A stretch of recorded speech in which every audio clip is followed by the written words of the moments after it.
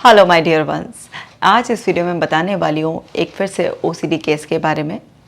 ये जो लड़का है, इसको ओसीडी हुआ था। इसका सारा फोकस इसकी सांसों पर चला गया था।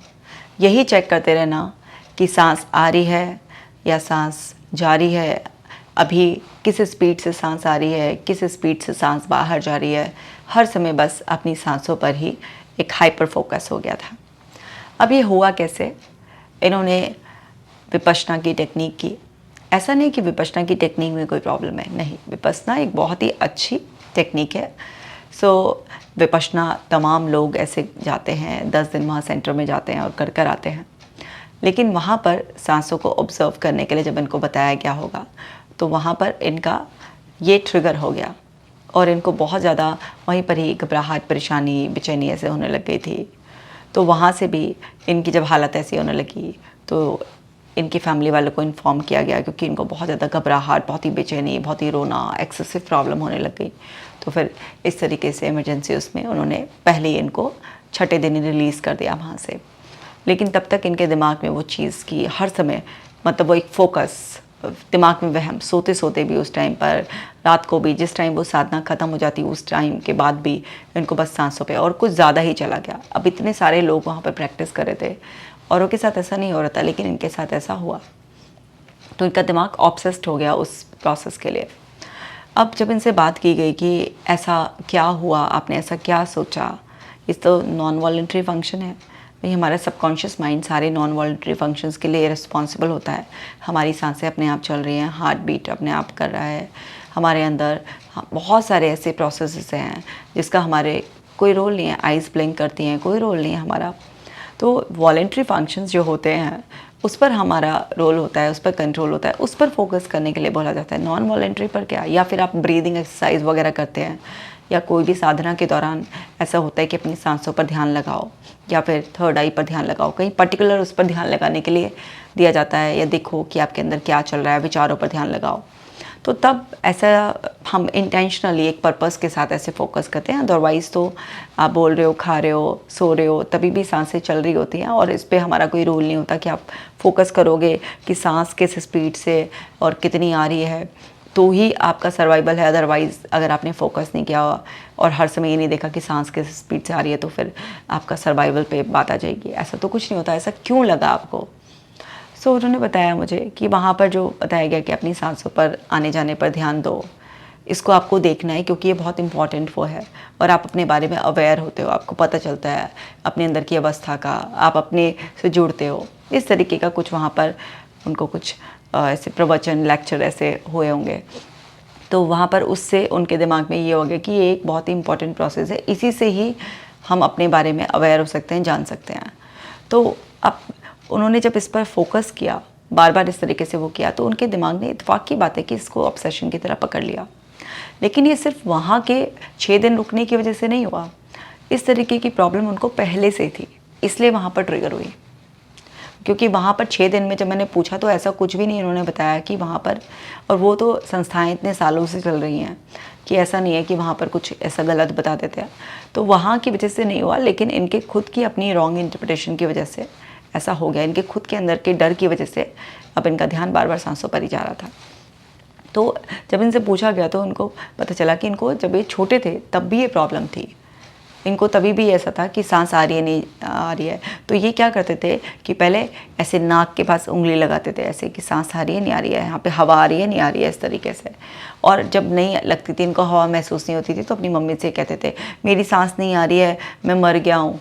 मतलब अब एक जिंदा बच्चा ऐसे, हवा नहीं लग रही है यहाँ पे उंगली के यहाँ पर, तो मर गया हूँ मैं ऐसे करके। अब ये कहाँ से आया? एक छोटे बच्चे को ऐसे कैसे अवेयरनेस आई कि उंगली लगाकर नाक के नीचे देखना है? तो इनकी दादाजी वगैरह जो ऐसे योग वगैरह से जुड़े हुए थे, तो वो करते थे इस तरीके से। तो उन्हीं से देखा सुना हुआ था इन्होंने, और ये भी इस तरीके से। तो जब इनको नाक के यहाँ पर सांस छोड़ने की हवासी महसूस नहीं होती थी, तभी डरते थे कि मेरी सांस नहीं आ रही है, मैं मर गया हूँ। तो ये सब इनको पहले से भी ऐसा था। इन्होंने बताया कि मुझे बचपन में इस तरीके का था, लेकिन जैसे जैसे बड़े होते चले गए वैसे वैसे ये सब चीज़ें इनकी चली गई। लेकिन बीच बीच में इनका माइंड किसी ना किसी चीज़ को पकड़कर डर जाता था।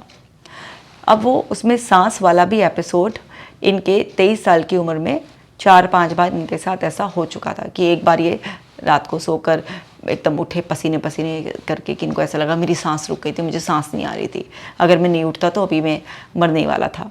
इस तरीके से भी इनको एक बार वहम हुआ। अब ये जो सोते सोते इस तरीके से होता है वो भी क्यों होता है, क्योंकि जो भी हमारे अंदर के फियर्स होते हैं वो हमें इस तरीके से कई बार ड्रीम्स के थ्रू या सोते सोते इस तरीके से रिफ्लेक्ट होते हैं अंदर अनकॉन्शियस में जो फियर होते हैं हमारे।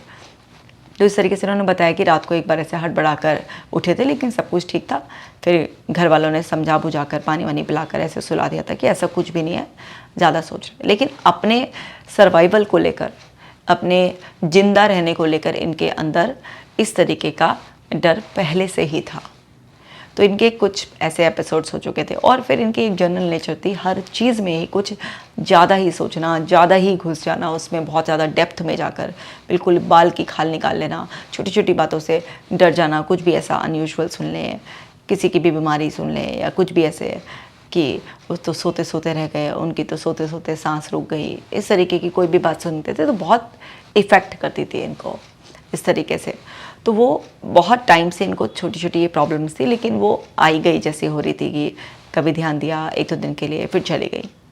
जब ये वहाँ पर गए विपस्सना करने के लिए तो वहाँ पर ये इन चीज़ों को ट्रिगर हो गई और उसके बाद से इनका सारा फोकस सांसों पर, और इनको ये कि अगर मेरी सांस की किस तरीके से आ रही है, जो उसकी स्पीड है, अगर मैंने उस पर ध्यान नहीं रखा, आ रही है नहीं आ रही है, ध्यान नहीं रखा सांसों पर, तो मेरी सांसों का पता नहीं क्या होगा और मैं ज़िंदा नहीं रह पाऊँगा। अब ये फालतू का वहम है ना, दूसरे लोगों को जानने के बाद ऐसा लगेगा कि आज स्टूपिड सी बात है, यही इनके घर वालों को लगा कि आज स्टूपिड सी बात है। जब छोटा था जब एक अलग बात थी, अभी भी इन सब चीज़ों में वहमों में पड़ रहा है, ऐसा कुछ नहीं होता, देख हमारी भी तो सांसें चल रही हैं, ये वो ऐसे करके घर वालों ने अपने लेवल से समझाने की कोशिश की, लेकिन वो समझ में आता भी फिर चला जाता, आता फिर चला जाता, सारा का सारा ध्यान सांसों पर ही जा रहा था।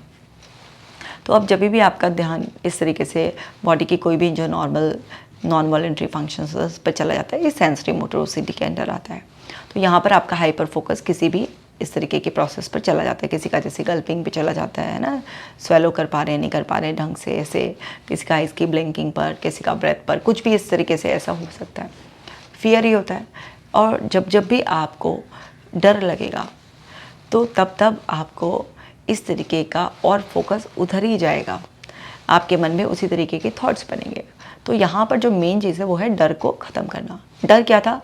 मरने का डर, सांस रुक जाएगी या सांस ठीक से नहीं आई तो तकलीफ़ हो जाएगी, और अल्टीमेट क्या था कि मैं मर जाऊँगा। तो डर था मरने का, अब मरने के डर को ख़त्म करना था।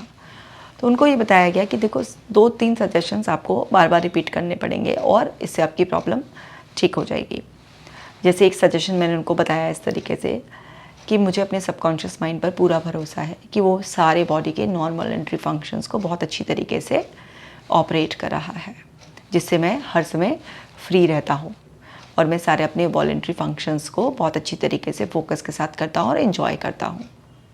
मेरा सबकॉन्शियस माइंड मेरी पूरी बॉडी की टेक केयर बहुत अच्छे से कर रहा है। इस तरीके से एक सजेशन को बताया गया कि आप इस सजेशन को बार बार रिपीट करो, आपका सबकॉन्शियस माइंड फ्री कर देगा आपको इन चीज़ों से, क्योंकि बार बार कोई चीज़ रिपीट करने से, एक ट्रस्ट दिखाने से, तो वो चीज़ आपका फोकस उधर से हट जाएगा कि मेरा फोकस तरकीब से फोकस हटाना है, मतलब जो नॉन वॉलेंट्री फंक्शन है उससे फोकस आपको वॉलेंट्री एक्टिविटीज़ पर लाना है। तो बहुत तरकीब से आपका फोकस शिफ्ट करने का ये सजेशन है कि मेरा फोकस मेरी वॉलेंट्री एक्टिविटीज़ पर जो मैं करता हूँ उस पर रहता है। तो इसको जब आप बार बार रिपीट करेंगे तो आपका माइंड कोई भी चीज़ को बार बार रिपीट करने से एक्सेप्ट कर लेता है और आपका फोकस शिफ्ट हो जाएगा नॉन वॉलेंट्री फंक्शन से।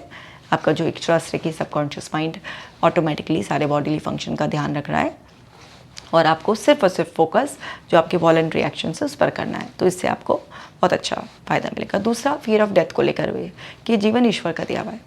तो आप इस तरीके से अपने आप को एक सजेशन दो कि हे ईश्वर, आपने ये जीवन दिया है, जब तक आपने जीवन दिया है, जितनी सांसें दी हैं, मैं खुलकर अच्छी तरीके से जीऊँगा। यह आपका दिया हुआ जीवन है, कल का लेते आप आज ले सकते हैं, आपको मेरा जीवन अर्पण है। मतलब अपने आप को फ्री कर दीजिए, क्योंकि मृत्यु एक ऐसा अटल सत्य है जिसको कोई टाल नहीं सकता और आप अपनी एक भी सांस बढ़ा नहीं पाएंगे।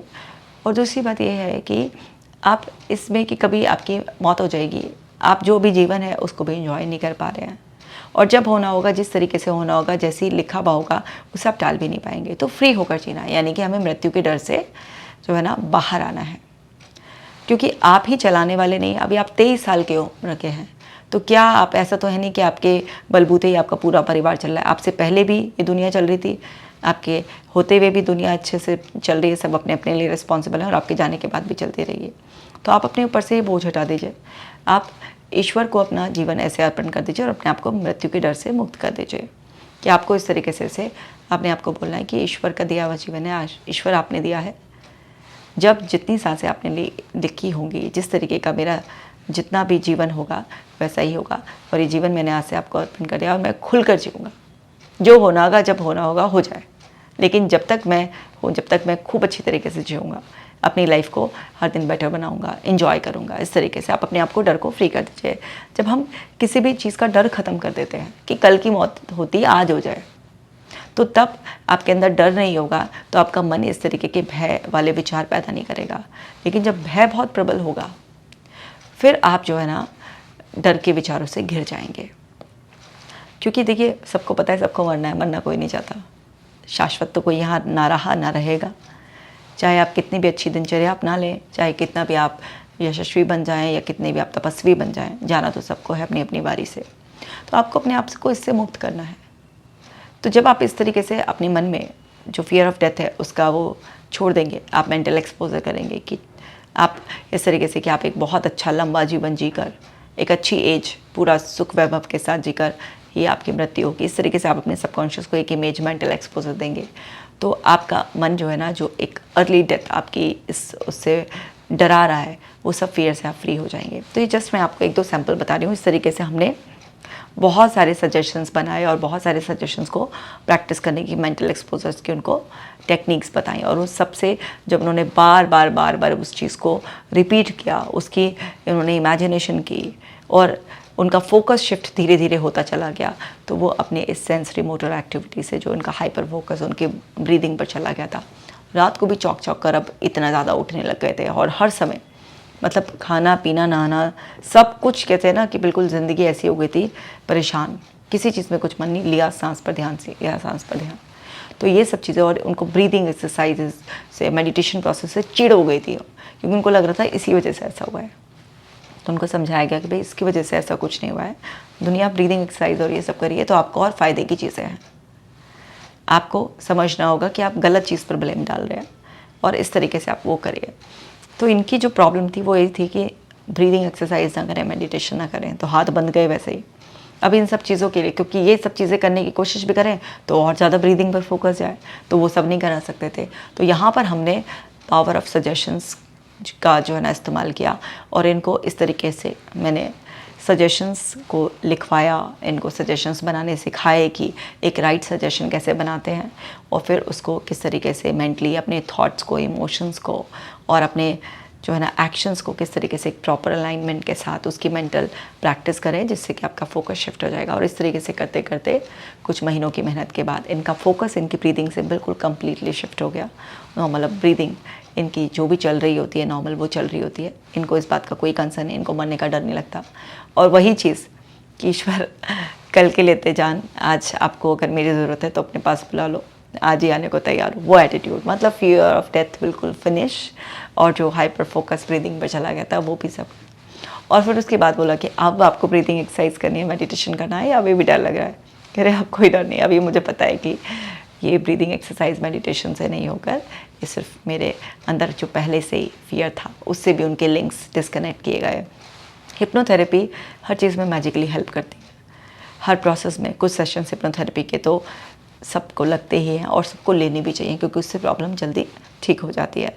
तो वही इनका हुआ कि जो उनके पास्ट के लिंक्स थे उन सब से डिस्कनेक्ट किया गया इनको, सारे के सारे पूरे उनके पूरा जो पर्दे थी वो खोली गई, सारे रूट कॉज फाइंड आउट करके उनको सब डिस्कनेक्ट किया गया, और अभी आराम से फ्रीली लाइफ जी रहे हैं। अब इनको कोई छिड़ता भी नहीं। सांसें देखिए ज़रा कैसी चल रही है, तो बस हंस कर, बस तंग मत करो ना। क्योंकि मैंने इनकी मदर को बोला, इनके फादर को बोला, इनके ब्रदर को बोला कि अब बीच बीच में टेस्ट करना, ज़रा पूछना सांसें कैसी चल रही हैं। तो अभी वो जब आपकी प्रॉब्लम ख़त्म हो जाती है तो आपको खुद ही लगता है क्या स्टूपिडिटी कर रहा था मैं, मतलब ये क्या है। तो इसी तरीके से कई तरीके से इनको टेस्ट कर लिया गया। अब कोई फोकस नहीं, कुछ नहीं, मस्त बिंदास ज़िंदगी अच्छी तरीके से। तो जैसे उनको नई ज़िंदगी मिली, आपको भी मिल सकती है, बहुत ही आसान है। याद रखना, किसी भी मनोवैज्ञानिक समस्या से बिना किसी दवाई के बाहर आना बहुत ही ज़्यादा आसान है। आपका एक विश्वास चाहिए और आपको बस थोड़ी सी मेहनत करनी है। नई ज़िंदगी आपका इंतज़ार कर रही है, आपको गले लगाने के लिए बेसब्री से इंतज़ार कर रही है और आप बिल्कुल ठीक हो जाएंगे। ये वीडियो ज़रूर सबके साथ शेयर कीजिएगा। मैं मिलूँगी आपसे नेक्स्ट वीडियो में।